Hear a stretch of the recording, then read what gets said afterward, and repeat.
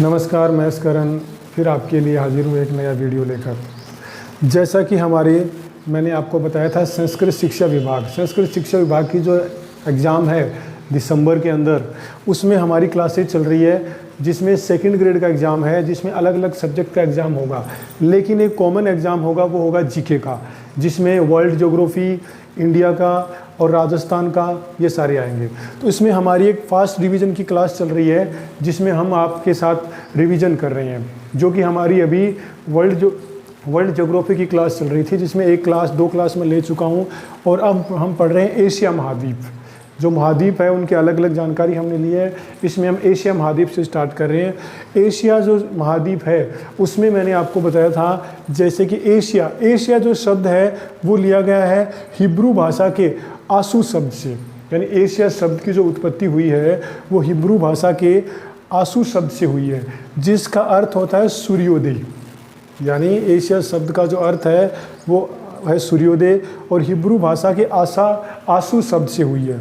अगर इसके अक्षांशीय विस्तार की हम बात करें, एशिया के अक्षांशीय विस्तार की बात करें, तो 80 डिग्री उत्तरी अक्षांश से 11 डिग्री दक्षिणी देशांतर तक फैला हुआ है। और इसके देशांतरीय विस्तार की बात करें तो 25 डिग्री पूर्वी देशांतर से 170 डिग्री पूर्वी देशांतर तक फैला हुआ है। कई बार क्या होता है, ये फास्ट डिवीज़न की जो क्लास है उसमें वही मेन पॉइंट निकाल के लेके आते हैं जो हमारे लिए बहुत ज़रूरी है और एग्ज़ाम के पास हमें रिवीजन करने के काम आते हैं। डिटेल्स से आप बुक से पढ़ रहे हो, ये फास्ट डिवीज़न है। अक्षांशीय विस्तार 80 डिग्री उत्तरी अक्षांश से लेकर 11 डिग्री दक्षिणी देशांतर तक फैली हुई है, और देशांतरीय जो विस्तार है वो 25 डिग्री पूर्वी देशांतर से लेकर 170 डिग्री पूर्वी देशांतर तक फैला हुआ है। और एशिया का जो क्षेत्रफल और जनसंख्या की दृष्टि से एशिया सबसे बड़ा महाद्वीप है। क्षेत्रफल में भी सबसे बड़ा है और जनसंख्या में भी सबसे बड़ा है, और ये विश्व के स्थल मंडल के 30% भाग को घेरे हुए है। यानी विश्व का जितना भी बड़ा स्थल मंडल है उसका 30% भाग एशिया महाद्वीप है, और जनसंख्या इसमें 60%। विश्व की जितनी भी जनसंख्या है उसमें 60% जनसंख्या एशिया महाद्वीप में रहते हैं। और विश्व की सबसे बड़ी जनसंख्या वाले जो देश है चाइना और इंडिया, वो भी एशिया महाद्वीप में ही है। इसीलिए 60% यानी 60% जो जनसंख्या है वो अकेले एशिया महाद्वीप में रहती है।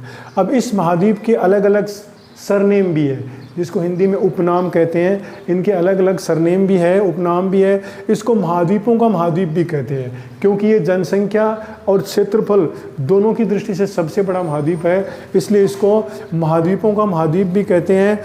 नदी सभ्यताओं का पालना भी कहते हैं। अधिकांश जो नदियां हैं वो इसी महाद्वीप से निकलती है, इसलिए इसको नदी सभ्यताओं का पालना भी कहते हैं। विषमताओं का महाद्वीप भी कहते हैं। विषमताओं का मतलब इस महाद्वीप में कई प्रकार के आपको डाइवर्सिटीज, वेराइटीज़ मिलती है, विषमताएं मिलती हैं, इसलिए इसको विषमताओं का महाद्वीप भी कहते हैं। सभी धर्मों की आद्य भूमि भी कहते हैं। करीब करीब इस महाद्वीप में सारे धर्म मिल जाते हैं, हिंदू, मुस्लिम, सिख, ईसाई, जैसे 4 धर्म इंपॉर्टेंट है। इसका बौद्ध है, जैन है, जितने भी धर्म हैं करीब करीब सारे धर्म के लोग हैं वो इस एशिया महाद्वीप में मिल जाते हैं, इसलिए इसको सभी धर्मों की आद्य भूमि भी कहते हैं। भूत और भविष्य का द्वीप भी कहते हैं, यानी इसमें पास्ट की जो सभ्यताएँ हैं वो भी बहुत इंपॉर्टेंट है, और फ्यूचर के लिए भी इसमें बहुत ज़्यादा अपॉर्चुनिटीज़ है। मतलब यानी फ्यूचर की दृष्टि से अगर देखा जाए तो भी इस महाद्वीप में बहुत अपॉर्चुनिटीज़ है, और पास्ट में अगर इसके बाद पास्ट पढ़ोगे तो भी आपको इसमें बहुत अच्छी जानकारी मिलेगी। तो ये इनके महाद्वीपों के उपनाम थे, जिसमें महाद्वीपों का महाद्वीप, नदी सभ्यताओं का पालना, विषमताओं का महाद्वीप, सभी धर्मों की आद्य भूमि, और भूत और भविष्य का द्वीप भी कहते हैं। तो कई बार इसके उपनाम भी पूछ लेते हैं। और 90 डिग्री देशांतर रेखा इसके मध्य से गुजरती है, यानी एशिया महाद्वीप के मध्य से 90 डिग्री देशांतर रेखा गुजरती है। तो ये तो एशिया महाद्वीप के बारे में कुछ जानकारी थी।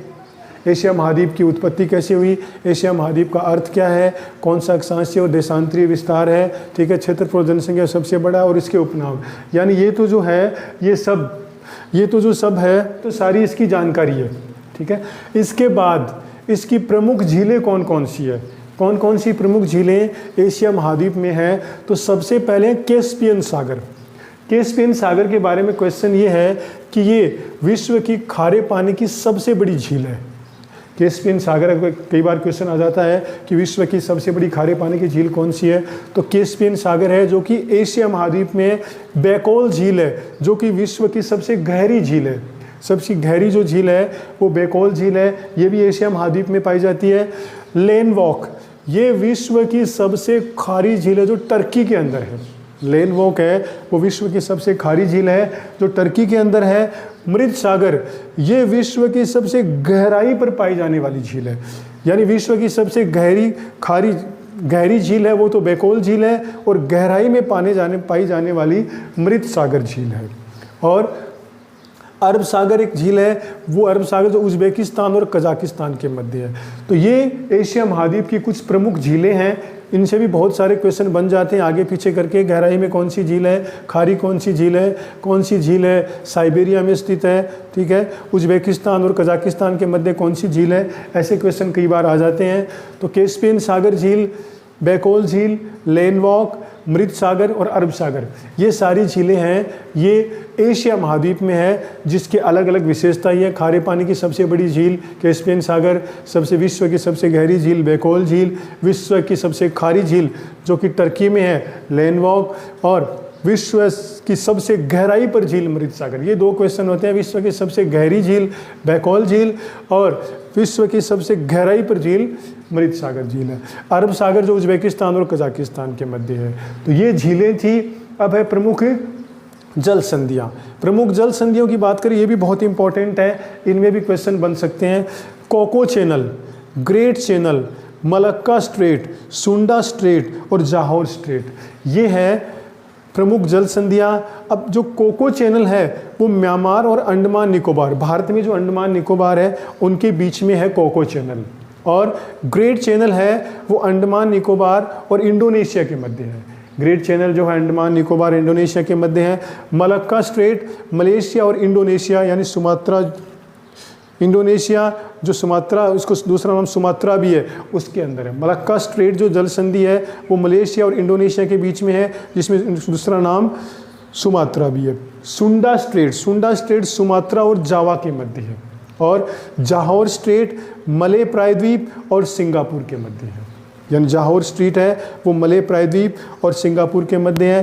तो एक बार दोबारा देख लेते हैं प्रमुख जल संधियाँ। Coco channel, great channel, Malacca straight, Sunda Strait, Johor Strait. Coco Channel है म्यांमार और अंडमान निकोबार के बीच में, ग्रेट चैनल अंडमान निकोबार और इंडोनेशिया के मध्य, मलक्का स्ट्रेट मलेशिया और इंडोनेशिया के मध्य, सुमात्रा भी कहते हैं, सुंडा स्ट्रेट सुमात्रा और जावा के बीच में, और जाहौर स्ट्रेट मले प्रायद्वीप और सिंगापुर के मध्य। तो ये कुछ जानकारी थी एशिया महाद्वीप के बारे में, जिसमें बहुत इंपॉर्टेंट क्वेश्चन निकल सकते हैं। उनकी प्रमुख झीलें, प्रमुख जल संधियाँ, उनके उपनाम और उनका अक्षांशीय विस्तार, ये कुछ इंपॉर्टेंट पॉइंट्स थे जो मैं आपके लिए लेके आया था। अगली हमारी एशिया महाद्वीप की क्लास होगी जिसमें उनके आगे का जो पॉइंट्स है वो करवा देंगे आपको। तो मैं बहुत ही इंपॉर्टेंट फैक्ट लेके आता हूँ जो एक महाद्वीप में 2 या 3 क्लासों में आपका कंप्लीट हो जाएगा।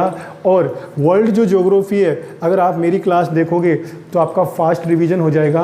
बाकी डिटेल से आप बुक से पढ़ रहे हो तो आपके अगर ये मेन पॉइंट याद रहेंगे तो एग्ज़ाम की दृष्टि से बहुत ही इंपॉर्टेंट फैक्ट मैं लेके आता हूँ।